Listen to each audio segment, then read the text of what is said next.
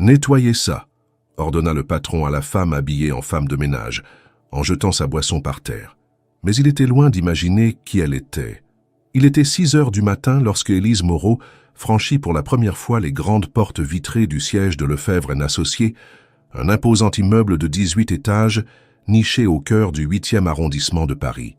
Le ciel était encore gris, la ville s'éveillait lentement, mais à l'intérieur, le bâtiment brillait déjà comme un bijou poli. Le hall, immense, recouvert de marbre blanc, semblait si lisse qu'on aurait cru pouvoir s'y refléter tout entier. Les colonnes dorées, les luminaires suspendus et l'odeur d'un parfum d'ambiance trop raffiné témoignaient d'un luxe parfaitement maîtrisé. C'était là, désormais, qu'elle allait travailler. Une femme de ménage parmi d'autres, silencieuse, presque invisible. Mais elle n'était pas venue là pour balayer de simples miettes. Élise marcha calmement, poussant son chariot de nettoyage avec une lenteur mesurée. Elle portait l'uniforme réglementaire, bleu marine, avec son badge tout neuf suspendu au col. Élise M. Entretien. Les autres employés du service nettoyage ne la connaissaient pas et personne ne s'en souciait vraiment. Dans cet univers froid et hiérarchisé, les regards glissaient, sans s'arrêter, sur ceux qu'on jugeait insignifiants. Une aubaine pour elle. Cela lui donnait l'espace et l'anonymat dont elle avait besoin. Elle connaissait ce genre d'endroit. Trop bien. Le rythme des ascenseurs, le silence des couloirs avant l'arrivée du personnel administratif, le calendrier des livraisons de café pour la salle de conférence. Rien ne lui échappait. Chaque détail, chaque visage croisé, chaque son dans les étages avait une signification.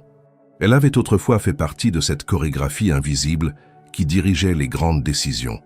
Mais tout cela était révolu, officiellement.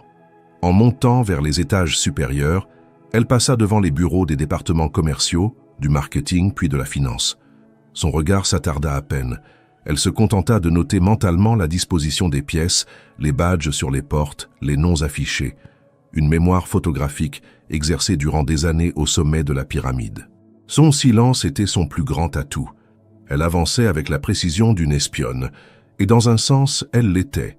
Dans les étages les plus hauts, on ne s'attendait pas à croiser une femme de ménage si tôt. Mais Élise avait obtenu une autorisation spéciale. Elle commençait ses services dès 6 heures, bien avant les premiers cadres. Cela lui donnait 2 heures précieuses de liberté. 2 heures pour observer, fouiller, écouter parfois. Non pas par curiosité malsaine, mais parce qu'elle avait une mission, une raison claire, précise, impérieuse. Et ce n'était pas le salaire. Ce matin-là, son premier jour, elle s'attarda plus longtemps que prévu devant une baie vitrée. De là, elle voyait toute la ville s'étendre sous un ciel pâle, encore endormi. Elle inspira profondément, cherchant à calmer le tumulte en elle. Ce bâtiment, elle ne l'avait pas revu depuis 6 ans. Et pourtant, chaque recoin réveillait en elle des souvenirs tranchants. L'odeur du sol ciré, le reflet du marbre, même le bruit des chariots sur le carrelage. Tout cela appartenait à une autre vie. Dans un petit bureau près de l'ascenseur du 16e étage, elle trouva une photocopieuse abandonnée et un vieux téléphone à moitié démonté. Elle nota l'état des lieux sur sa fiche de tournée. Mais ce n'était pas l'appareil qui l'intéressait. Sur le coin du meuble, une pile de papier mal rangée portait le nom d'un directeur qu'elle avait connu autrefois. Elle effleura doucement la couverture d'un rapport, mais se retint d'en lire davantage. Pas encore.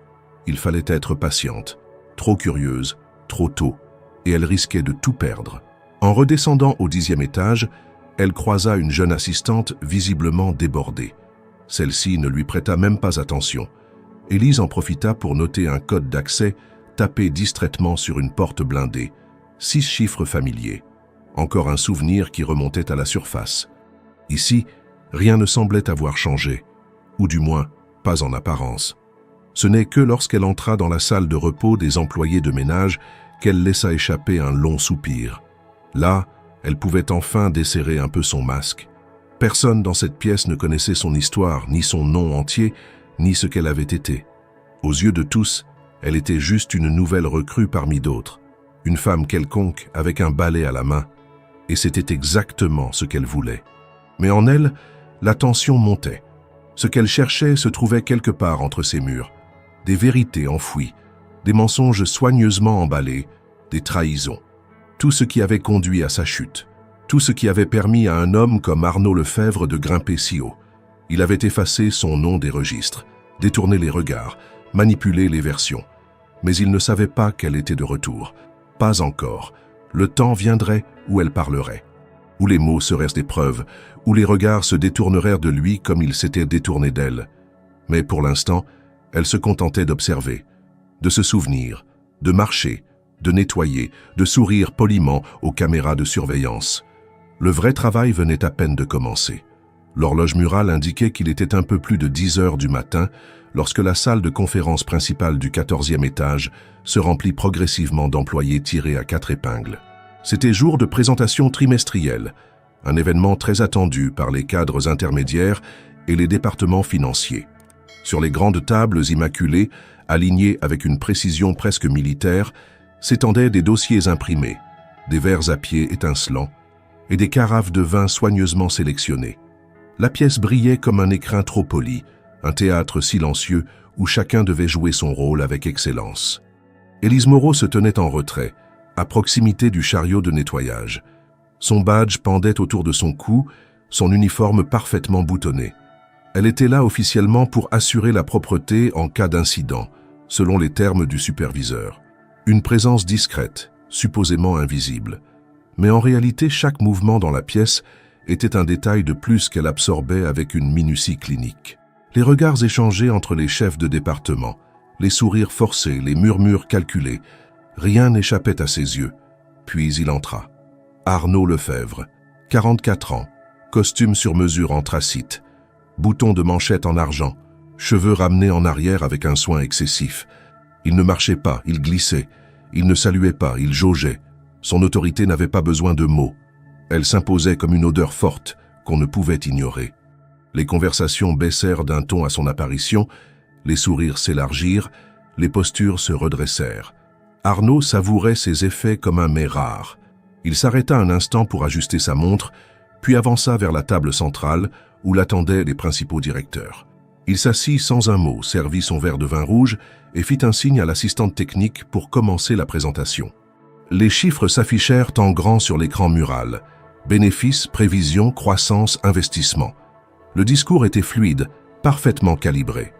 Un langage d'entreprise vide de substance, mais plein de certitude. Les applaudissements ponctuaient chaque diapositive avec un zèle presque mécanique. Élise, debout près de la porte, restait figée. Rien dans son regard ne trahissait l'effroi intérieur qu'elle ressentait en voyant ce même homme. Celui qui avait anéanti sa carrière d'un geste froid, se pavaner au sommet. Soudain, alors que l'assistante projetait le graphique d'évolution des marges bénéficiaires, Arnaud fronça les sourcils. Il posa son regard sur un coin de la table devant lui, là où une goutte de condensation avait laissé une légère auréole sur le marbre. Un détail insignifiant, presque invisible. Mais pour lui, c'était une offense à la perfection qu'il exigeait. Il regarda autour, puis, sans prévenir, leva son verre avec une lenteur calculée. Le silence se fit. « C'est inadmissible », lança-t-il d'un ton dur. D'un geste sec, il renversa son verre de vin rouge sur le sol. Le liquide s'étala en un filet écarlate sur le marbre blanc, créant un contraste brutal. Le verre roula quelques centimètres avant de heurter le pied de la table et se brisa en plusieurs éclats nets. « Nettoyez ça maintenant », ordonna-t-il en regardant droit vers Élise. Toutes les têtes se tournèrent vers elle. Un moment suspendu, un de ces instants qui semblent durer une éternité, où le silence pèse plus lourd que 1000 cris.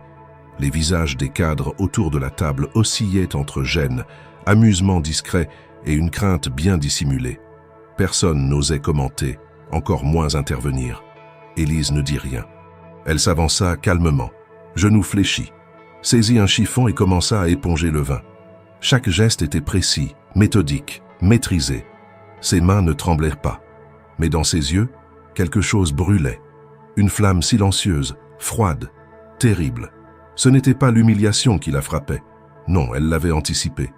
C'était le fait de revivre, en une scène, tout ce que cet homme représentait. L'arrogance, la cruauté tranquille, le pouvoir utilisé comme un fouet. À ses pieds, les éclats de verre semblaient briller comme des éclats de mémoire. Chaque fragment, une image, un couloir éclairé au néon, une réunion annulée sans explication, un badge désactivé sans préavis, une porte qui ne s'ouvrait plus. Et au centre de tout cela, Arnaud impassible, orchestrant sa disparition avec une minutie digne d'un chirurgien. Elle ramassa le dernier morceau de verre, le jeta dans un petit sac et essuya une dernière trace rouge sombre sur le carrelage. Elle se releva, regarda Arnaud droit dans les yeux. Il ne la reconnut pas même une étincelle de doute. Pour lui, elle n'était qu'une ombre, un élément du décor, interchangeable et sans importance. « Merci », dit-il avec un sourire cynique, avant de se replonger dans la présentation comme si rien ne s'était passé. Les rires reprirent doucement, des éclats de voix, des phrases banales. Le théâtre continuait, et Élise, sans un mot, quitta la salle.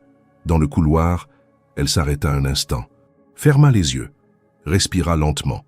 Elle ne devait pas laisser la colère la dominer, elle devait rester concentrée. Ce n'était qu'un pas de plus dans son plan, un pas nécessaire. Humiliant, oui, mais révélateur, car ce qu'elle avait vu dans les yeux de ceux autour de la table, c'était plus que de la peur, c'était du malaise. Certains savaient, peut-être pas tout, mais assez pour que le malaise s'installe. Et cela, elle comptait bien l'exploiter.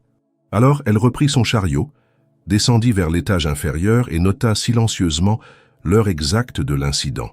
Elle n'était pas là pour venger une offense passagère. Elle était là pour déterrer une vérité enfouie. Et aujourd'hui, un premier masque venait de tomber. Même si personne ne s'en rendait encore compte. Ce fut bien après minuit que Élise Moreau se retrouva seule dans les étages supérieurs du bâtiment. Le silence était total, entrecoupé seulement du bruit feutré de ses pas sur le sol ciré. Le dernier agent de sécurité venait de faire sa ronde et ne repasserait pas avant 1 heure. C'était durant ces interstices nocturnes qu'elle se sentait le plus libre. Là, dans l'obscurité partielle des couloirs déserts, sa mémoire s'activait avec une acuité douloureuse. Les lieux, bien qu'un peu réaménagés, conservaient l'empreinte de ce qu'ils avaient été, et chaque détail réveillait en elle un souvenir figé dans le marbre du passé. Elle poussa une porte qu'elle n'avait pas encore eu l'occasion d'ouvrir. Elle grinça faiblement, révélant un bureau plongé dans une pénombre lourde. La pièce, visiblement inutilisée depuis longtemps, était couverte d'une fine couche de poussière. Le mobilier, bien que encore intact, portait les marques du temps. Le cuir de la chaise craquelait, des traces ternes sur le bois du bureau, un téléphone fixe débranché. Rien ne bougeait. L'atmosphère y était figée, presque étouffante. Élise avança lentement dans la pièce sans allumer la lumière. Son regard fut attiré par un cadre photo renversé sur une étagère. Elle le redressa machinalement, puis se figea. Son souffle se coupa net. Là, sous la vitre poussiéreuse, une photographie en couleur, légèrement fanée, montrait 4 personnes souriantes debout côte à côte. Au centre, elle-même, Élise Moreau, dans un tailleur clair, jeune et confiante. À sa droite, un homme qu'elle reconnaissait immédiatement. Arnaud Lefebvre, plus jeune, cravaté, le sourire figé. Les 2 autres étaient des membres de leur ancienne équipe de direction stratégique, aujourd'hui portés disparus de la structure actuelle de l'entreprise. Elle ne put détacher ses yeux de l'image. C'était une preuve concrète, indiscutable de ce qu'elle avait été ici. Une femme de pouvoir, respectée, écoutée, dont le nom avait figuré en haut des organigrammes. Et pourtant, aujourd'hui, elle n'existait plus dans aucun registre officiel. Ni dans les archives, ni sur les sites internes, ni même dans les souvenirs des employés récents. Une disparition planifiée, méthodique, orchestrée avec une précision presque bureaucratique. Elle posa la photo sur le bureau, puis s'approcha de la porte intérieure. Son regard tomba sur une plaque usée, fixée à hauteur des yeux. Les lettres dorées s'étaient en grande partie effacées, mais on pouvait encore deviner ce qui y était inscrit autrefois. Élise Moreau, stratégie opérationnelle. Le choc fut brutal. Cette porte, cet espace, avaient été les siens. C'est ici qu'elle avait dirigé des réunions décisives, rédigé des plans de croissance à long terme, piloté des projets internationaux. C'était ici qu'on venait lui demander des conseils, où sa signature avait valeur de validation. Et aujourd'hui, il ne restait que cette pièce oubliée comme un mausolée discret, relégué dans un coin silencieux de la tour. Elle fit lentement le tour du bureau, souleva un coin du tapis. Rien. Elle ouvrit un tiroir, puis un autre. Vide. Mais dans le dernier compartiment, coincé contre le fond, un dossier cartonné jauni par le temps semblait avoir échappé à un rangement systématique. Elle l'ouvrit avec précaution. À l'intérieur, des notes manuscrites, Des projets de planification datés d'il y avait 6 ans. Son écriture, ses idées, des noms de collaborateurs qui avaient, eux aussi, disparu des organigrammes. Un silence administratif absolu. Un détail attira son attention. Une note griffonnée dans un coin. Une question sans réponse entourée de rouge. Qui a autorisé la modification du protocole fiscal du projet Deltan? Cela faisait écho à des soupçons qu'elle avait nourris avant sa chute. Des anomalies budgétaires, des décisions contournant les circuits habituels, des validations passées dans son dos alors qu'elle était encore officiellement en poste. Mais rien à l'époque ne lui avait permis d'établir un lien clair. Tout avait été flou, complexe. Et puis, du jour au lendemain, elle avait été écartée. Elle ferma le dossier et le glissa dans un sac dissimulé au fond de son chariot. Ce n'était pas une preuve en soi, mais c'était une direction. Et elle savait que chaque détail comptait. Chaque élément récupéré pouvait mener à la vérité. Elle regarda une dernière fois la pièce. Rien ici ne respirait l'oubli naturel. Tout portait la marque d'un effacement volontaire, d'une volonté de faire disparaître toute trace de son passage.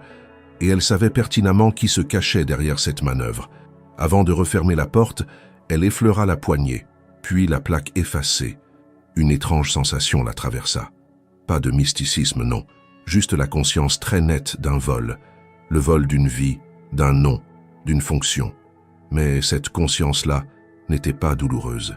Elle était froide, rationnelle et redoutablement lucide. De retour dans les couloirs, Élise sentit quelque chose changer en elle. Le doute qui l'avait habité jusqu'alors, cette crainte d'avoir peut-être imaginé l'ampleur de la trahison, s'évanouit définitivement.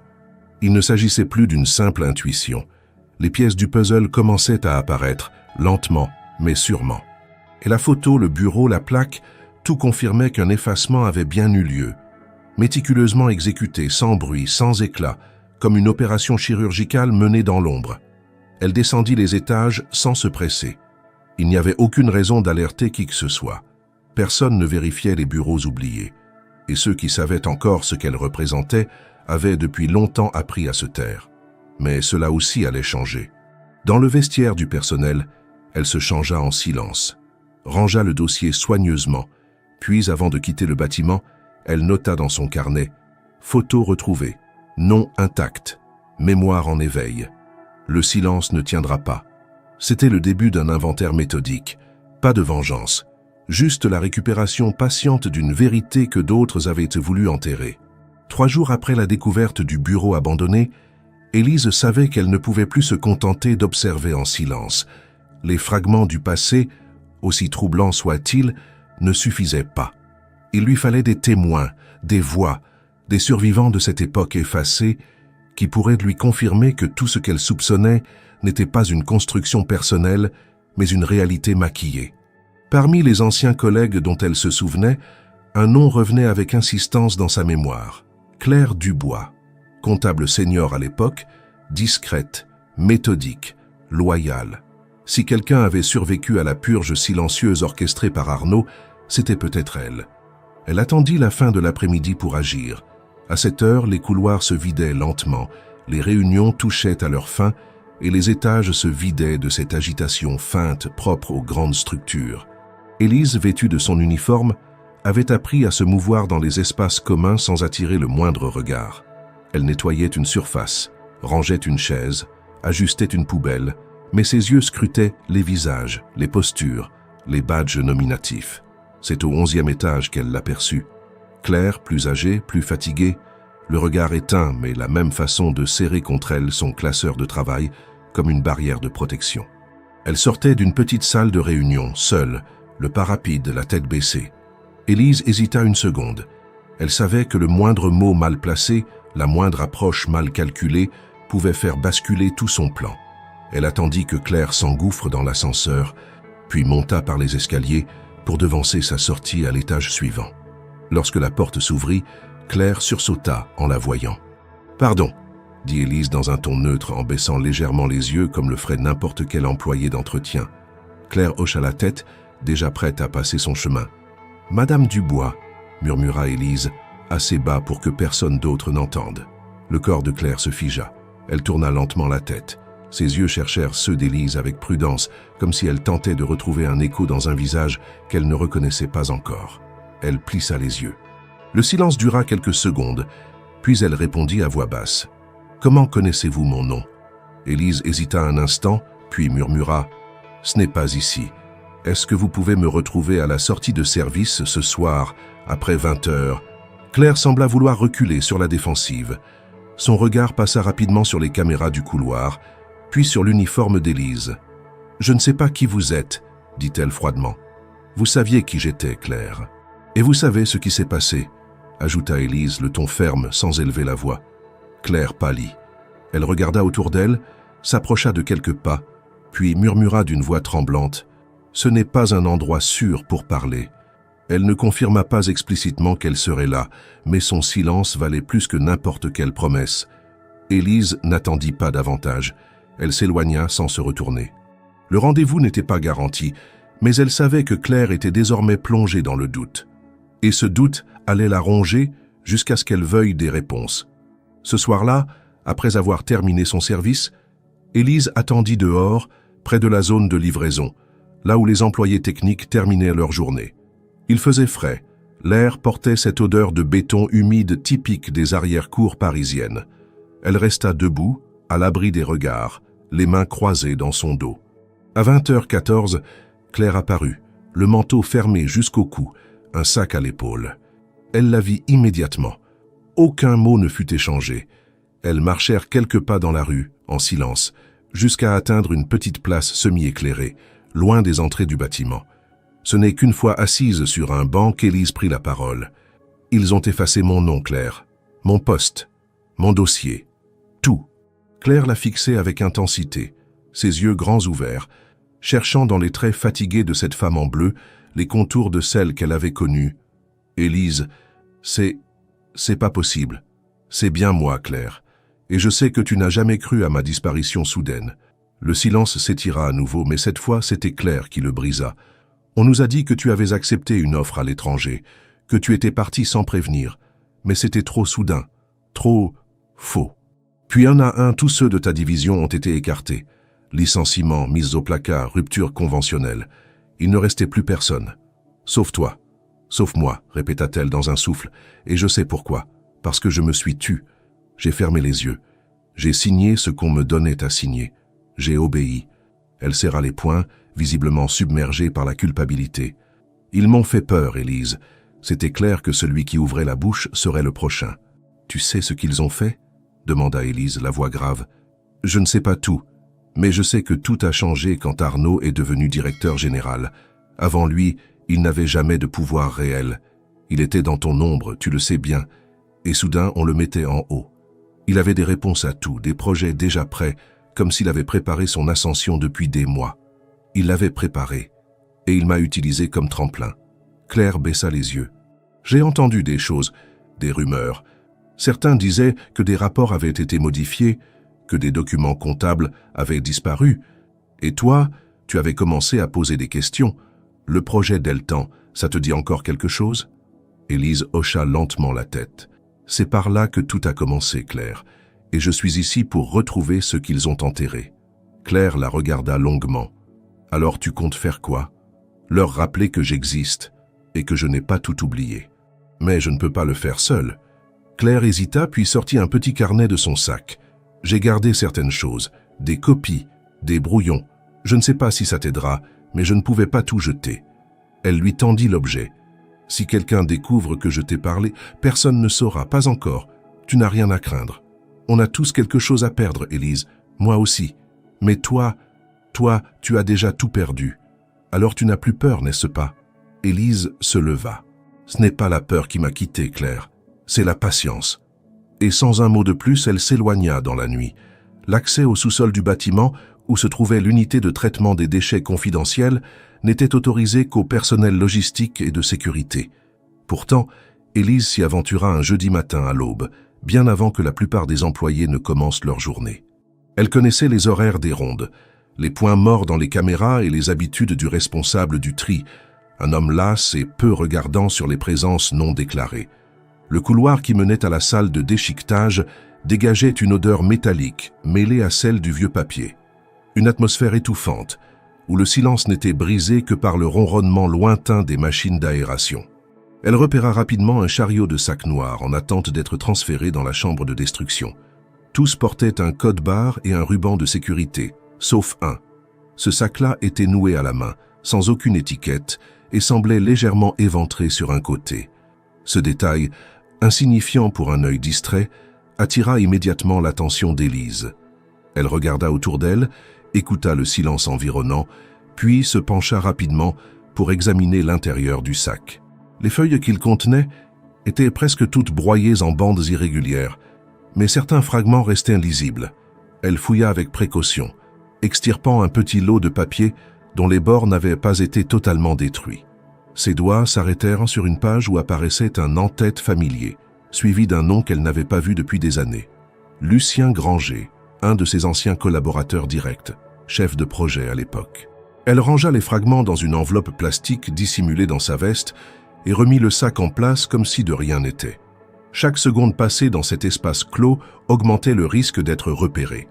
Elle quitta le sous-sol sans précipitation, son visage impassible, ses gestes calculés, jusqu'à regagner les étages supérieurs.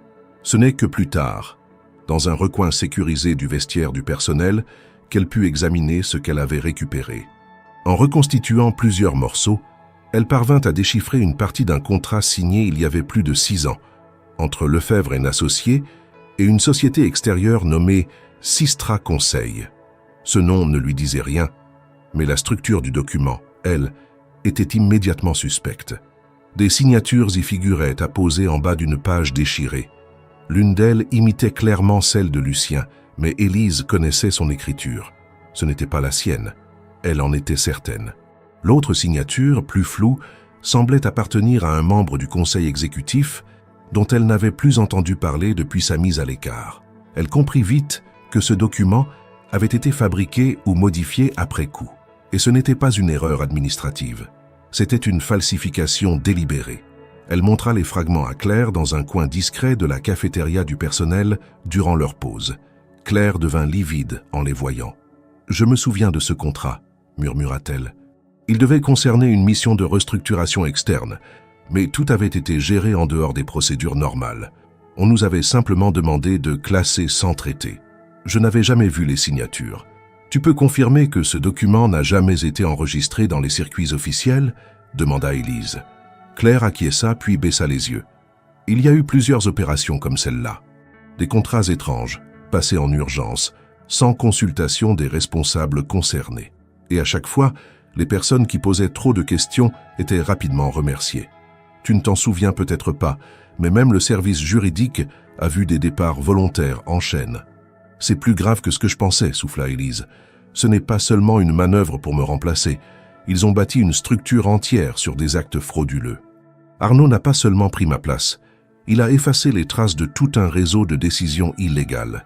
Il s'est entouré de gens qui n'étaient pas là à l'époque volontairement pour qu'aucune mémoire interne ne reste. Tu es la seule pièce manquante. Tu étais trop visible, trop influente.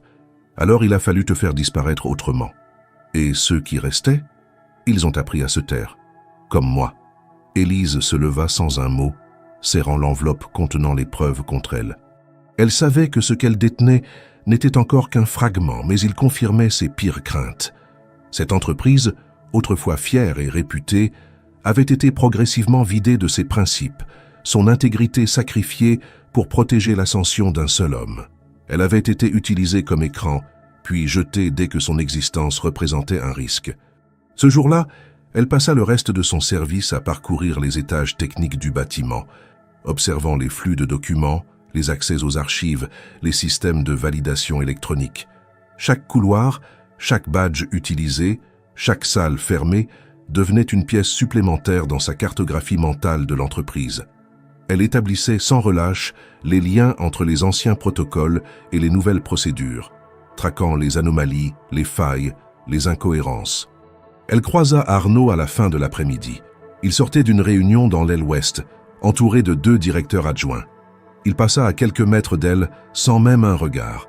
Ce simple détail, anodin pour quiconque d'autre, renforça sa détermination. Il ne la reconnaissait toujours pas. Son anonymat restait intact, Cela lui donnait un pouvoir inestimable. Elle nota ce soir-là, dans son carnet, « Falsification prouvée », témoignage de Claire corroborant les procédures illégales. Poubelle comme source secondaire d'archives. C'était une note sèche, factuelle. Rien d'émotif, juste un pas de plus vers l'inéluctable.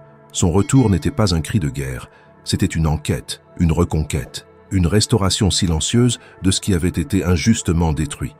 Et chaque document arraché à l'oubli renforçait la solidité de sa cause. Rien, à ce stade, ne pouvait l'arrêter. Les jours suivants furent pour Élise Moreau un enchaînement précis de mouvements calculés, de trajets maîtrisés entre les étages, de collecte discrète d'informations qu'elle archivait méthodiquement dans son carnet personnel. Rien n'était laissé au hasard.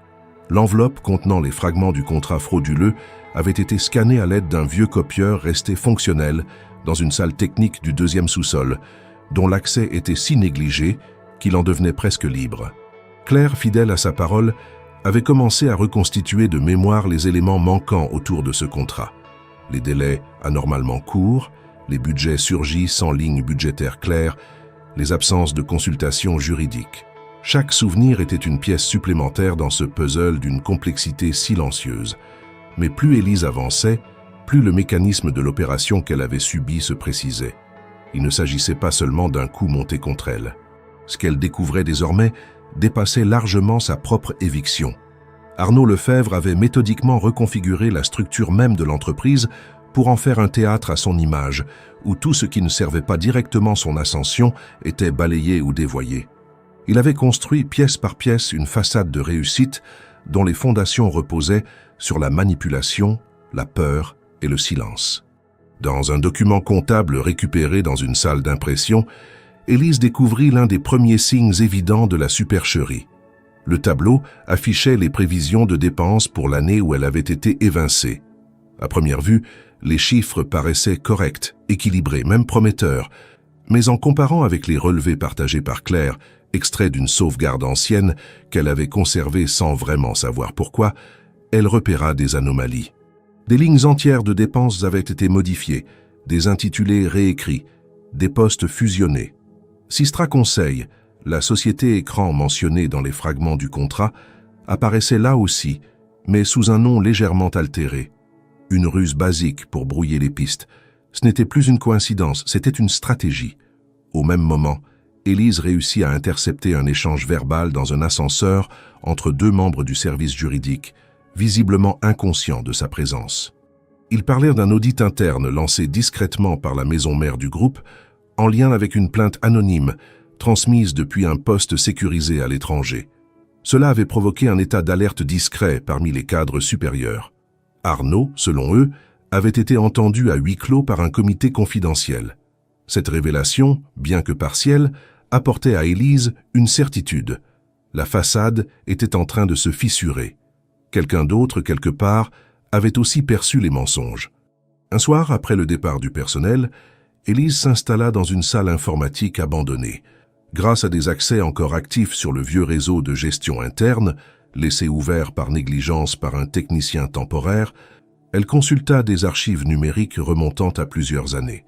Le système était lent, obsolète, mais conservait des traces, des échanges internes, des validations de budget, des brouillons de rapports. Là, elle tomba sur un fichier aux métadonnées étranges. Le document censé avoir été rédigé par elle-même portait pourtant des indications de modification datées de plusieurs jours après son éviction. Et les modifications venaient d'un utilisateur associé au bureau d'Arnaud. Cela prouvait qu'on avait utilisé son nom pour valider des décisions qu'elle n'avait jamais approuvées. Elle fit une copie du document et le transmit à Claire, qui reconnut immédiatement la structure des rapports qu'ils produisaient ensemble autrefois. C'était un vol d'identité professionnelle, une falsification interne destinée à blanchir des décisions douteuses. Et plus encore, cela permettait à Arnaud de prétendre que certains projets étaient issus d'un consensus ancien, alors qu'ils avaient été construits après coup sur les ruines d'un département entier. « Tu te rends compte ?» souffla Claire, le regard dur. « Il a utilisé ton autorité pour légitimer ses propres choix.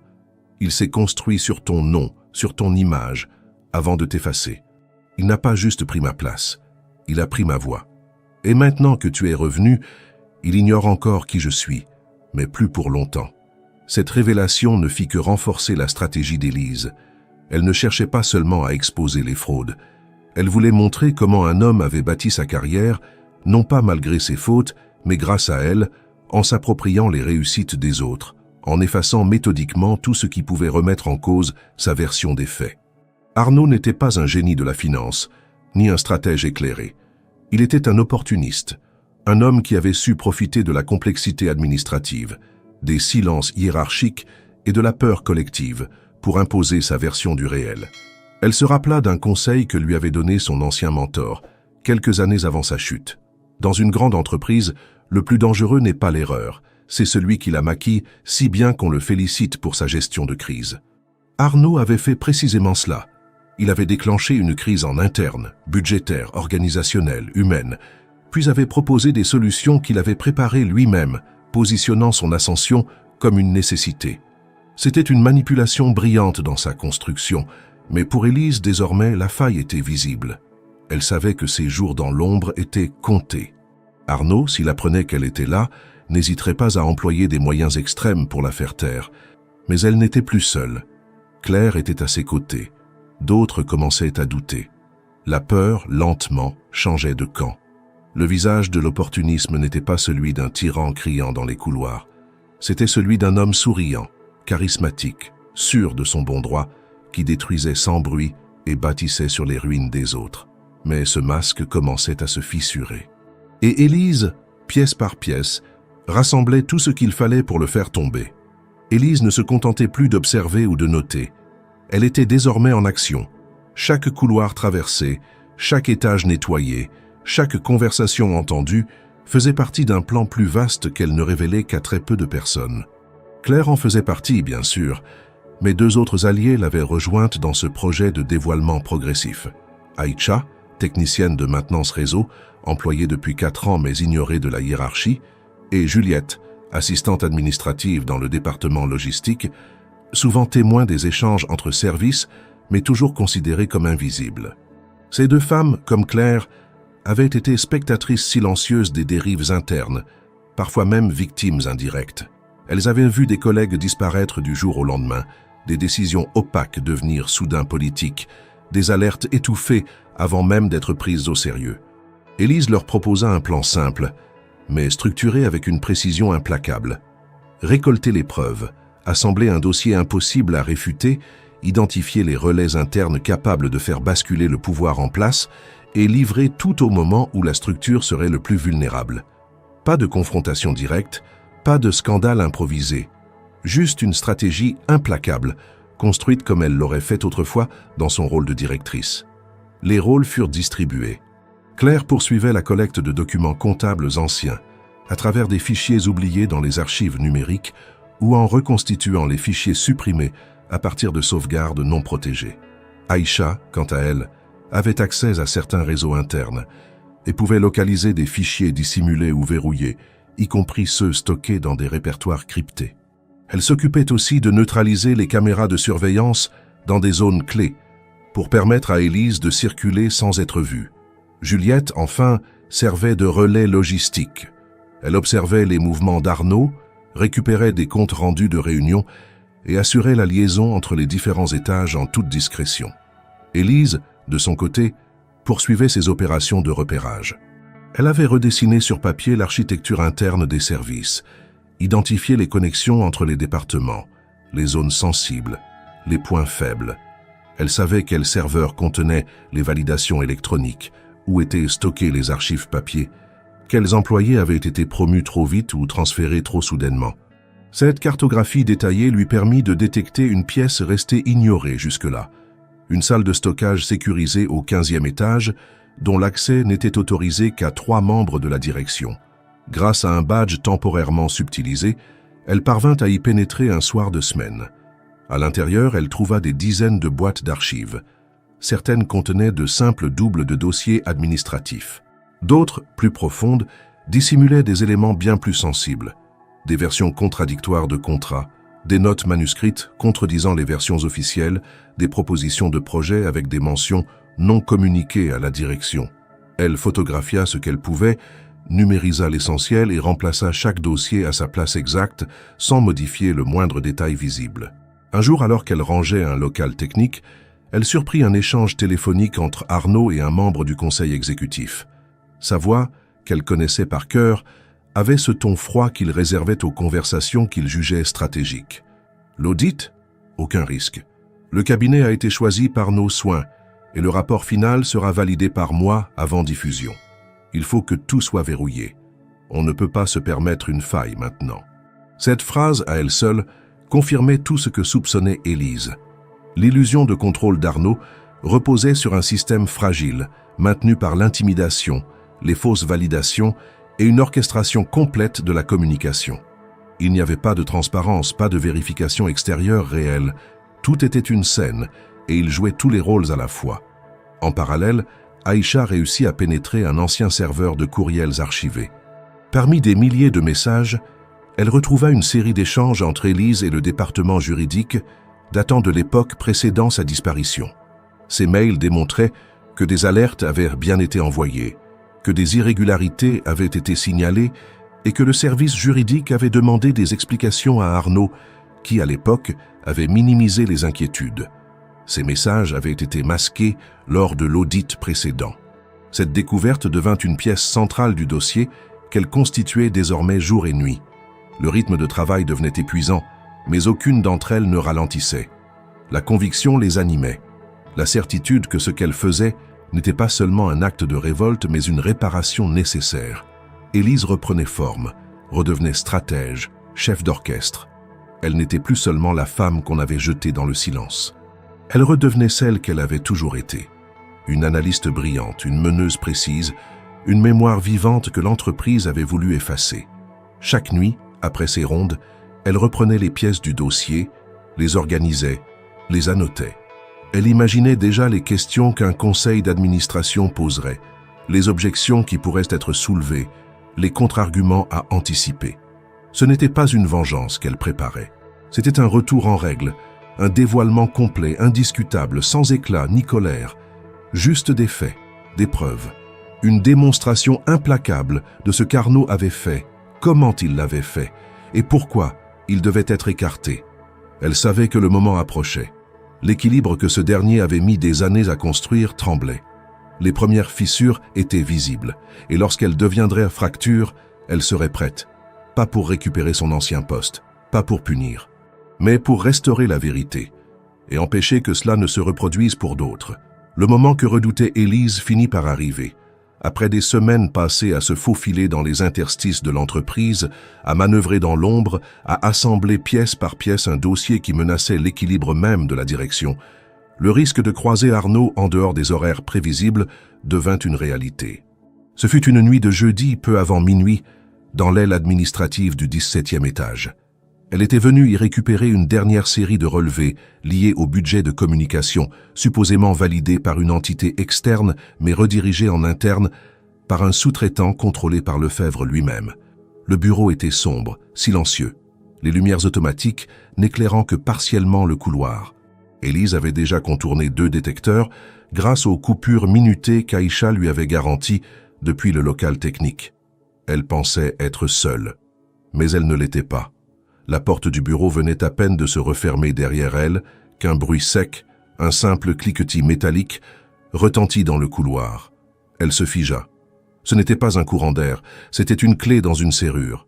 Puis, des pas, lourds, assurés. Elle n'eut pas le temps de se dissimuler. La poignée tourna. La lumière s'alluma. Arnaud Lefebvre entra, seul, téléphone à la main, vêtu d'un costume sombre impeccable malgré l'heure. Il s'arrêta net en voyant Élise. Un léger froncement de sourcils apparut sur son visage. Il n'éleva pas la voix. Mais son regard, d'abord surpris, devint scrutateur, presque hostile. « Vous êtes nouvelle ici ?» lança-t-il d'un ton neutre mais glacial. Élise, intérieurement glacée, répondit en baissant les yeux, sans hésitation apparente. « Je suis du service de nuit. On m'a demandé de vérifier les corbeilles avant le passage des destructeurs. » Elle évita soigneusement de lui faire face. Il resta quelques secondes immobile, puis s'avança lentement. Il semblait la jauger, non pas pour la reconnaître, son visage, heureusement, avait suffisamment changé, mais parce qu'il sentait une dissonance.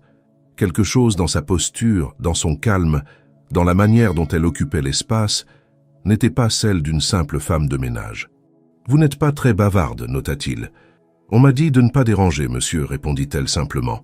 Il la dépassa, fit le tour du bureau sans la quitter des yeux. Il ramassa une feuille sur le bureau, la lut distraitement, puis la remit en place. « Ce secteur est normalement fermé après 22 heures. Qui vous a donné l'autorisation ?» Élise, calculant chaque mot, répondit « C'est le chef d'équipe du service nettoyage. Il m'a dit que l'accès était temporairement autorisé pour cause de réorganisation d'archivage. Son nom ?» Elle marqua un silence court, comme si elle cherchait dans sa mémoire. « Louis Ferré, monsieur. » Il hocha la tête. Ce nom existait. Élise l'avait entendu au vestiaire. C'était le nom d'un contremaître qui avait pris ses fonctions récemment. Arnaud ne posa pas plus de questions. Il la regarda une dernière fois, longuement, puis dit « Faites vite et faites attention à ce que vous touchez. Certains documents ici sont très sensibles. » Puis il sortit. Élise resta immobile jusqu'à entendre l'écho de ses pas disparaître. Son cœur battait à un rythme déchaîné, mais elle ne laissa rien paraître. Elle savait qu'elle venait de frôler une catastrophe. Il ne l'avait pas reconnue, mais il avait douté, et cela suffisait à changer les règles du jeu. Elle quitta les lieux moins de 2 minutes plus tard, sans prendre le document qu'elle était venue chercher. Trop risqué. De retour dans la salle de repos, elle retrouva Claire et lui rapporta l'incident. La réaction de Claire fut immédiate. « Il faut que tu arrêtes. Tu vas trop loin. Tu as déjà les preuves. Ce que tu veux, c'est la vérité entière, mais à quel prix ?» Élise la regarda sans répondre. Puis, calmement, elle posa une question. « Tu crois qu'il va oublier cette rencontre ?» Claire secoua la tête. « Non. Et il va probablement demander à vérifier les accès. Les caméras. Il est paranoïaque, tu le sais. Alors il est temps d'accélérer. » Le lendemain, Juliette rapporta une information cruciale. Arnaud avait convoqué une réunion urgente avec les responsables du service sécurité, officiellement pour revoir les protocoles de confidentialité. Mais elle avait surpris une conversation plus explicite. Il parlait d'une infiltration potentielle par une personne externe. Aucune mention de nom, aucun signalement direct, mais l'alerte était donnée. Arnaud savait que quelque chose se tramait, même s'il ne savait pas encore quoi ni par qui. Élise prit une décision difficile. Elle suspendit toutes les collectes pendant 48 heures. Trop dangereux. Toute l'équipe dut redoubler de prudence. Les déplacements furent réduits au strict minimum. Les échanges passèrent par des codes visuels ou des notes jetables. Claire, pour la première fois, exprima une vraie peur. « Il comprend que tu es revenu. Ce n'est pas juste ton poste que tu risques. Il a tout à perdre. Et les gens comme lui, quand ils ont peur, ils détruisent. » Élise ne répondit pas immédiatement.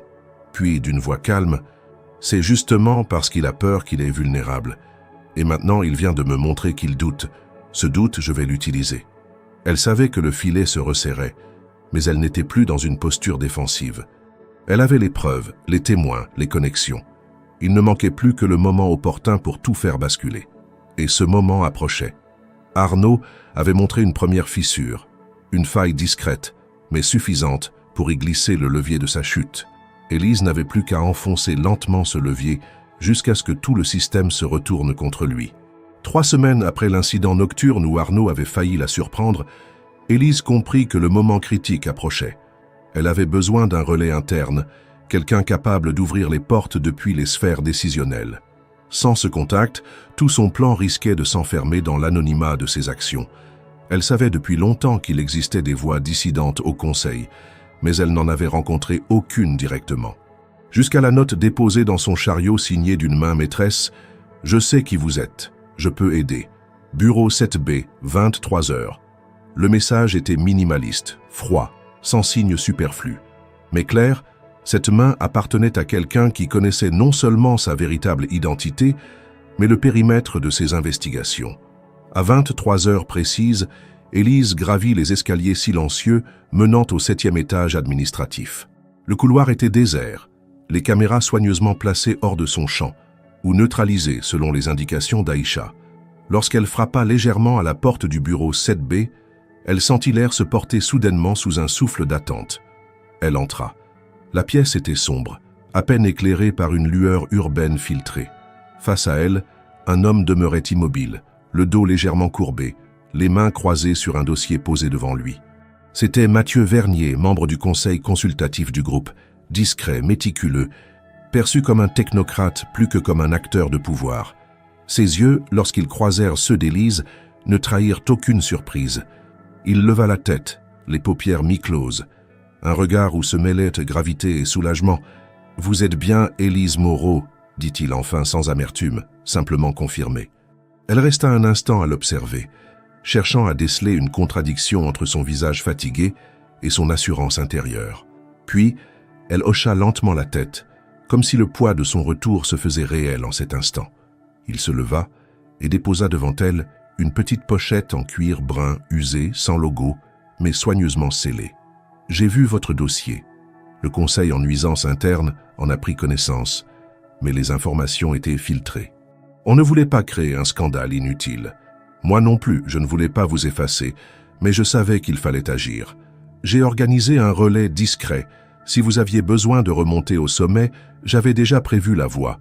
Il expliqua qu'il détenait les canaux formels permettant de transmettre des documents sensibles directement au président du groupe international basé à Londres. Pas de fuite, pas de communication publique immédiate. Une transmission à huis clos, sous couverture confidentielle, suffisante pour enclencher une enquête indépendante. Il connaissait également la structure sécurisée du groupe, les procédures d'arbitrage et les acteurs internes à contacter. Le service juridique international, quelques membres clés du comité exécutif. Il proposait de prendre la responsabilité de l'acheminement final du dossier qu'Élise assemblait, à condition que celui-ci soit irréprochable. Élise, front plissé, posa des questions précises. Comment attester de l'authenticité des documents sans les exposer publiquement? Comment protéger les témoins en interne? Comment engager l'audit sans risquer une destruction proactive des preuves par ceux qui pourraient être mis en cause? Mathieu répondit calmement qu'il agirait comme dépositaire intermédiaire, qu'il organiserait une réunion confidentielle avec le président ou un représentant de la maison mère et que les équipes d'audit européennes prenaient position dès la réception du dossier. Il garantissait également l'anonymat partiel de la source, avec option de retrait si elle le demandait. Il souligna qu'Arnaud, s'il pressentait un mouvement interne, pourrait ordonner une purge rapide. Il n'était donc pas question d'attendre encore. Le moment de lancer la transmission était arrivé. Élise acquiesça. Elle savait que ce choix signifiait exposer définitivement son identité, mais c'était le prix de la vérité. Lorsque Mathieu la conduisit vers la porte, il tendit la main. « Merci d'avoir cru qu'il fallait le faire », conclut-il. « Merci de ne pas avoir fermé les yeux », répondit-elle dans un souffle. « Ensemble, nous allons changer les règles. » Elle quitta le bureau sans regarder en arrière. Dans ses poches, la pochette. Dans sa tête, l'image d'un escalier qui menait non plus à l'anonymat, mais à la justice. Elle glissa une dernière pensée à ses alliés. Le relais interne était établi, la voie vers le sommet dégagée. Il ne restait plus qu'à pousser doucement mais sûrement. Le matin du 28 mai, le ciel au-dessus de Paris était gris et froid, contrastant avec l'effervescence qui régnait dans le bâtiment principal de Lefebvre & Associés. Ce jour-là, se tenait la réunion générale annuelle, un événement prévu de longue date, mais qui allait sans le savoir devenir le théâtre d'un basculement irréversible. Dès 7 heures, les équipes de communication et de relations investisseurs s'affairaient dans les étages supérieurs pour accueillir les invités. Administrateurs, membres du conseil d'administration, représentants de la maison mère internationale, partenaires financiers et observateurs juridiques. Un dispositif logistique sophistiqué, censé refléter le prestige de l'entreprise. Élise Moreau, quant à elle, n'était pas officiellement conviée. Elle n'avait pas besoin de l'être. Sa place n'était pas à la table, mais dans l'ombre là où tout avait commencé, là où elle avait appris à écouter, à observer, à préparer le moment exact. Ce matin-là, elle portait encore l'uniforme bleu de l'entretien, mais son badge avait été discrètement remplacé par un double autorisé par Aïcha, permettant l'accès à toutes les zones sans alerter le système central. Elle n'était plus une employée de service. Elle était la stratège qui tenait entre ses mains les dernières pièces d'une opération méticuleusement construite. Dans une salle annexe au 18e étage, Mathieu Vernier relisait une dernière fois le dossier complet. Tout y figurait. Les preuves de manipulation comptable, les faux documents signés sous l'identité d'Élise, les courriels interceptés, les archives de Claire, les témoignages de Juliette, les fichiers informatiques retrouvés par Aïcha, ainsi qu'une synthèse analytique démontrant la mécanique de pouvoir mise en place par Arnaud Lefebvre. Chaque élément était accompagné d'une vérification indépendante. Il n'y avait plus rien à interpréter. Tout était factuel, solide, irréfutable. À 9 heures précises, la salle de conférence se remplit. Arnaud entra parmi les derniers, saluant quelques invités avec son assurance habituelle. Il s'installa à la place centrale, entouré de ses fidèles collaborateurs. Le ton était cordial, les sourires maîtrisés, mais l'ambiance portait déjà une tension palpable. Mathieu, dans la 3e rangée, échangea un bref regard avec Élise, qui se tenait debout au fond de la pièce, comme une technicienne attentive. Aucun mot n'était nécessaire. Tout avait été préparé. À 9h30, après les discours d'introduction, le président du groupe international demanda la parole. Sa présence n'était pas anodine. Généralement représenté par délégation, il avait tenu cette fois à venir en personne. Il annonça que, dans le cadre d'un renforcement des pratiques de gouvernance, un dossier avait été transmis la semaine précédente, contenant des informations préoccupantes. Il précisa qu'il ne s'agissait pas de simples soupçons, mais d'éléments documentés, validés, et que leur contenu avait déclenché une procédure d'audit exceptionnelle, avec effet immédiat. La salle fut traversée d'un frisson. Arnaud, immobile, conserva son calme apparent, mais son regard changea. Il comprit que quelque chose lui échappait. Il tenta un sourire poli, mais le président poursuivit sans interruption.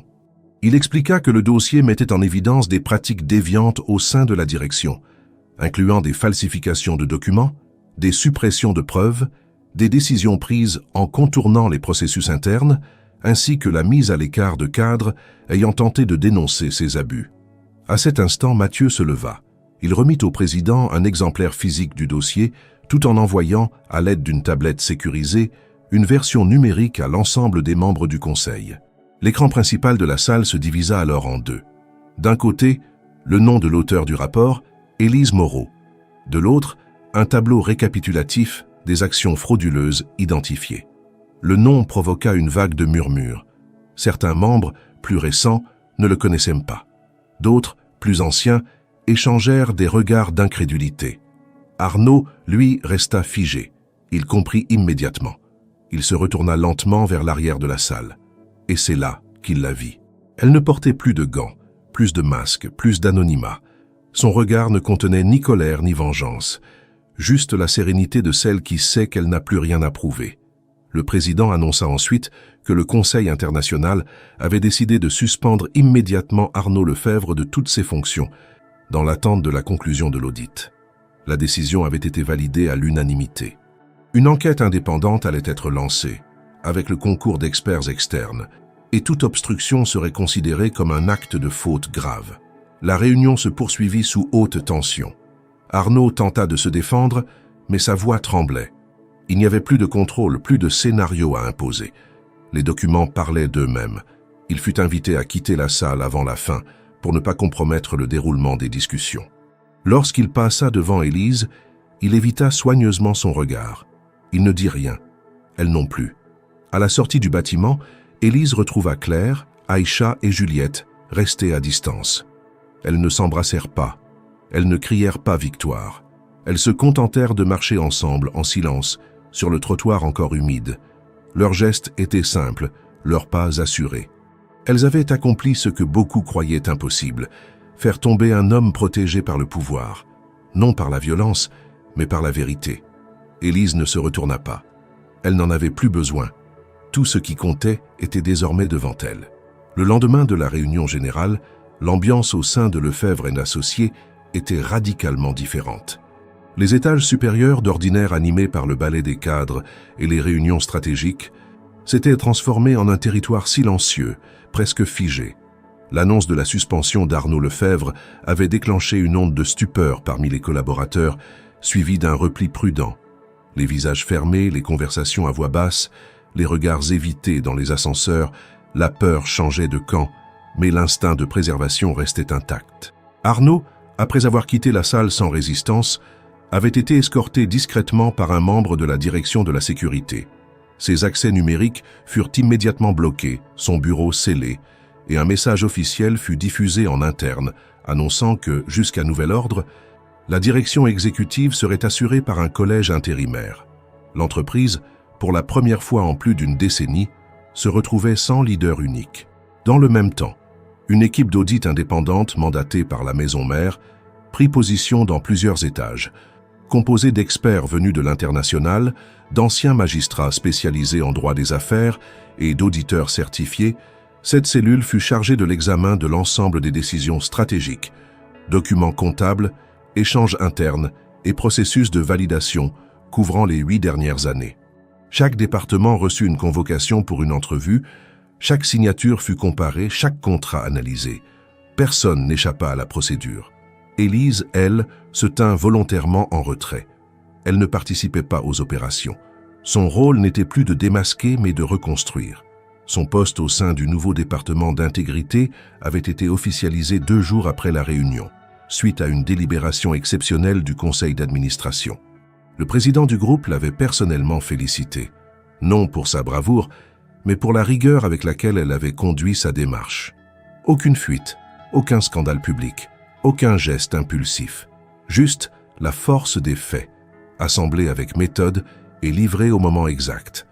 Alors qu'elle se préparait à la mise en place de sa nouvelle unité, Élise reçut un courrier manuscrit, envoyé depuis Londres, marqué du sceau du siège du groupe. L'enveloppe sobre et élégante portait son nom complet, écrit à la main. À l'intérieur, une lettre signée de Charles Henriette, membre fondateur du conseil de surveillance, ancien mentor d'Élise à ses débuts. Elle reconnut immédiatement l'écriture. Charles n'était pas un homme de mots inutiles. Son ton était toujours direct, parfois austère, mais cette lettre était différente. Il y exprimait, en termes simples mais puissants, sa consternation face à ce qui s'était produit. Il confessait ne pas avoir suivi, à l'époque, les signaux faibles qui annonçaient la chute d'Élise. Il avouait avoir cru les explications données par Arnaud, pensant que la décision de l'écarter venait d'un désaccord stratégique et non d'une manipulation ciblée. Il écrivait qu'il ne se pardonnerait pas d'avoir été complice par passivité et que le fait qu'elle ait choisi la voie du silence méthodique au lieu de la confrontation publique ne faisait que renforcer son estime pour elle. Mais le cœur de la lettre résidait ailleurs. Il l'invitait officiellement à prendre la direction d'un nouveau programme pilote, une cellule d'éthique stratégique indépendante, rattachée directement au conseil d'administration du groupe, avec pour mission d'évaluer les pratiques managériales, de former les futurs cadres à la gouvernance responsable et de superviser la mise en conformité internationale. Ce rôle, doté de ressources autonomes, placerait Élise au-dessus des directions locales, sans subordination hiérarchique, avec un mandat de 5 ans renouvelable. La lettre se concluait par une phrase que Charles avait déjà prononcée, des années plus tôt, lors d'un séminaire confidentiel auquel Élise avait assisté en tant que jeune cadre. On ne protège pas une entreprise en la dirigeant par la peur. On la protège en s'assurant que les décisions ne peuvent plus être prises dans le noir. Cette phrase, cette fois, venait comme une résonance. Elle incarnait exactement ce qu'elle avait fait. Élise lut la lettre une seconde fois, puis la posa sur son bureau. Ce n'était pas une revanche, ce n'était pas un retour triomphal. C'était une réparation, mesurée, consciente, bâtie sur la reconnaissance de ce qui avait été détruit et la volonté d'empêcher que cela ne recommence. Elle contacta Claire, Aïcha et Juliette pour les informer. Elles étaient toutes les 3 émues, mais pas étonnées. Elles savaient qu'Élise ne s'arrêterait pas à la chute d'Arnaud. Elle n'était jamais motivée par la punition. Sa seule ambition était de rétablir une vérité qui avait été piétinée. Le lendemain, elle présida la première réunion de travail de son unité. La salle était petite, les chaises simples, mais l'atmosphère était dense. Elle annonça que leur mission n'était pas de punir le passé, mais d'éduquer l'avenir. Elle lut à haute voix un extrait de la lettre de Charles, puis posa une seule question. Comment construit-on une entreprise qui ne pourra plus jamais être dirigée par un homme comme Arnaud? Personne ne répondit immédiatement, mais tous prirent note. Le travail pouvait commencer. Les jours suivant la suspension d'Arnaud Lefebvre virent s'accumuler des documents, des témoignages, des relevés et des communications anciennes qu'on avait longtemps jugées sans importance. Le service d'audit indépendant, appuyé par des juristes de la maison mère, avançait avec méthode et efficacité, révélant des schémas de gestion parallèles, des validations hors procédure et des signatures douteuses. Au fil de leurs investigations, une question prenait de plus en plus de place. Comment une dirigeante aussi influente que Élise Moreau avait pu disparaître du système sans trace officielle, sans enquête, sans bruit? La réponse à cette question allait se révéler à travers un élément qu'elle-même n'attendait plus. C'est Claire, une fois encore, qui fit basculer la compréhension générale des événements. Un matin, en fouillant dans les anciens dossiers partagés conservés sur un serveur oublié, elle mit la main sur un email qu'elle reconnut immédiatement. Il avait été envoyé depuis une boîte anonyme interne, datée de 6 ans plus tôt, et adressé au canal d'alerte éthique de l'entreprise. Le texte était concis mais précis. Il y était question de failles comptables, de projets validés sans contrôle, d'anomalies dans les signatures et de comportements suspects de la part de plusieurs membres de la direction. Ce message n'avait jamais reçu de réponse. Claire le montra à Élise dans un petit bureau sécurisé du 17e étage. Le document affichait l'entête du système d'alerte, mais une mention au bas de l'email indiquait qu'il avait été redirigé immédiatement vers une adresse interne secondaire, une boîte confidentielle liée directement à l'ancienne équipe personnelle d'Arnaud. Ce détail, ignoré de la majorité des employés, révélait un détournement pur et simple du système d'alerte. Arnaud avait intercepté l'email avant qu'il n'atteigne les destinataires légitimes. Élise lut le texte lentement, puis releva les yeux vers Claire. Elle ne dit rien. Le silence dans la pièce était lourd, mais pas accusateur. Claire, quant à elle, fixait le sol. « C'est moi qui l'ai écrit », murmura-t-elle. « J'avais peur. J'ai cru que l'anonymat suffirait. Je voulais juste alerter.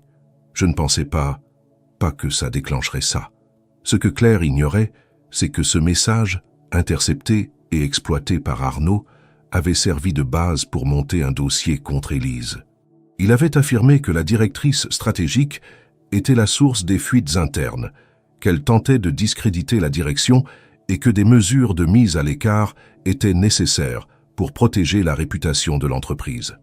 Il avait présenté cette thèse devant un comité restreint du Conseil, en brandissant des preuves qu'il avait lui-même fabriquées à partir du texte de Claire. Aucune vérification n'avait été faite. La décision fut prise dans l'urgence. « Il a utilisé mes mots pour t'accuser », souffla Claire, la voix brisée. « Il m'a fait croire que tu étais parti volontairement.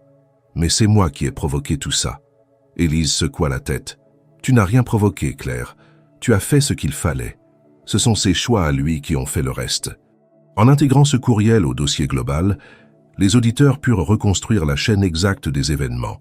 L'interception, la falsification, la manipulation du conseil, la démission forcée maquillée en départ volontaire. Il devint évident qu'Arnaud avait bâti sa légitimité en éliminant méthodiquement toutes les voix capables de s'opposer à lui, en commençant par la plus dangereuse, Élise. Mathieu, mis au courant, transmit le document au comité de supervision du groupe. La réaction fut immédiate.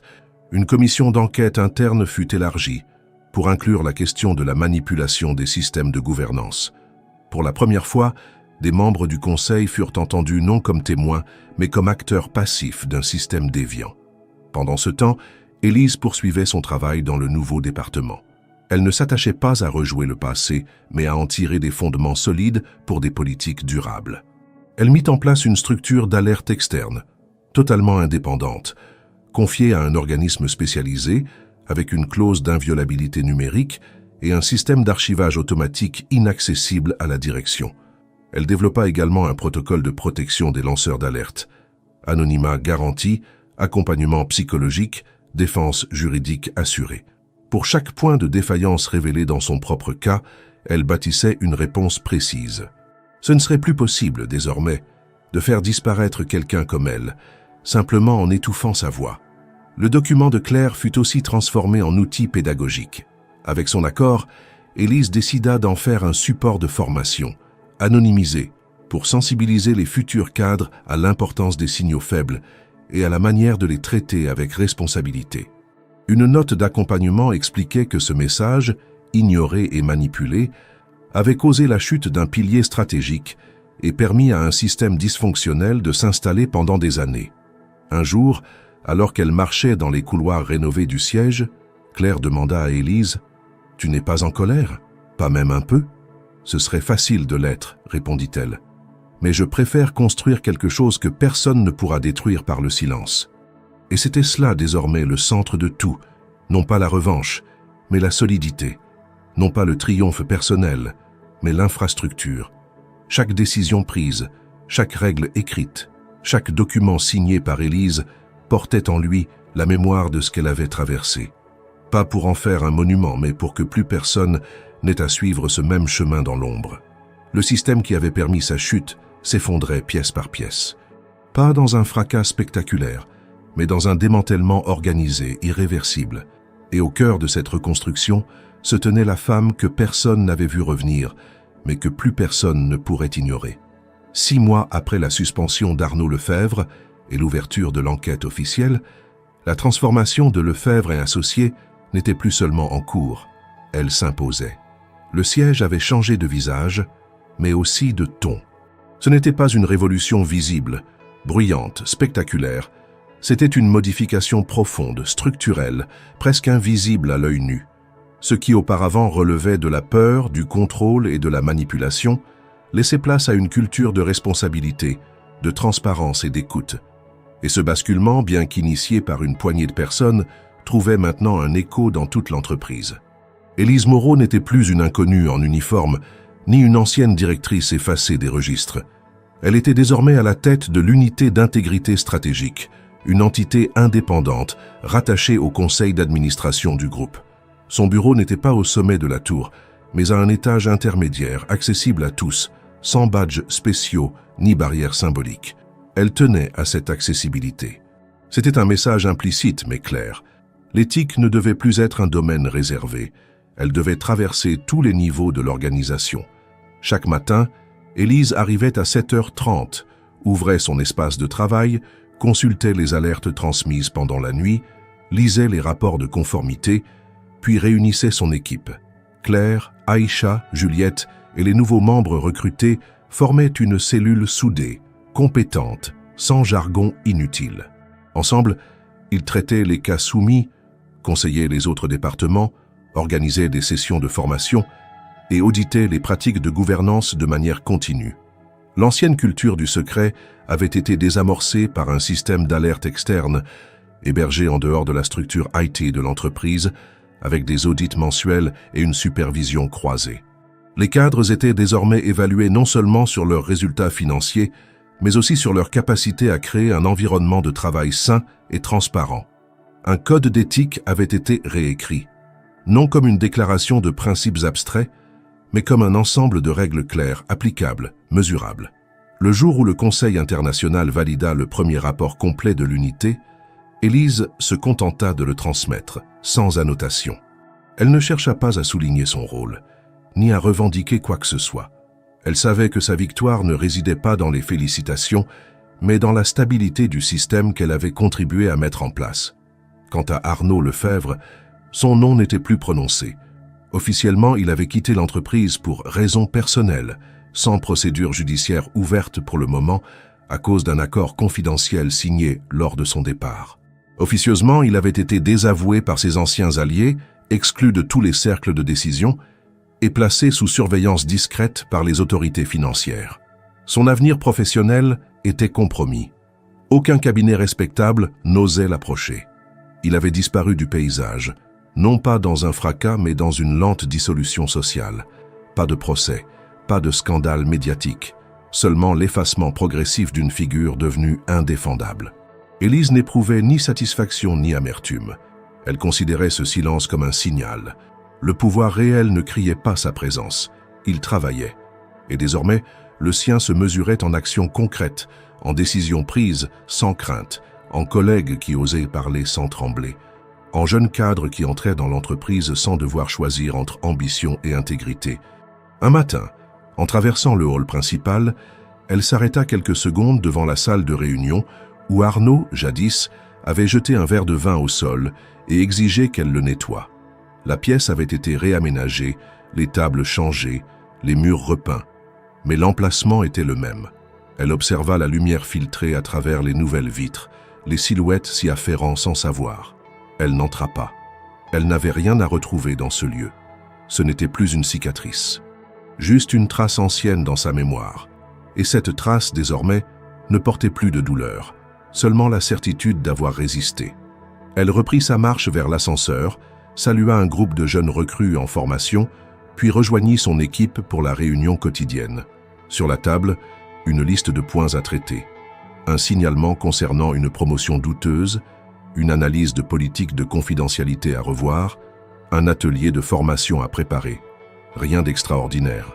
Mais c'était précisément là que résidait l'importance de ce qu'elle avait construit. Dans cette capacité à agir au quotidien, sans avoir à se cacher, à se défendre, à survivre. Le système avait tenté de l'éteindre. Il avait effacé son nom, son poste, ses archives. Il avait manipulé son entourage, utilisé sa réputation contre elle et cru l'avoir réduite à néant. Mais il avait oublié une chose essentielle. Une femme qui connaît la structure de pouvoir mieux que ceux qui la dirigent, qui sait lire les silences, cartographier les complicités et reconstruire dans l'ombre, ne disparaît jamais vraiment. Elle attend, elle observe, puis elle revient. Et lorsqu'elle revient, elle ne cherche pas à prendre la lumière. Elle refonde l'édifice. Ainsi, Élise Moreau ne revendiqua jamais sa revanche. Elle ne prit pas la parole pour raconter son histoire. Elle laissa ses actes, ses décisions et le fonctionnement renouvelé de l'entreprise parler à sa place. Le nom d'Arnaud disparut dans l'oubli. Le sien s'inscrivit, sans emphase, dans les rapports, les formations, les structures durables. C'était cela, sa véritable victoire, avoir rendu son silence inutile.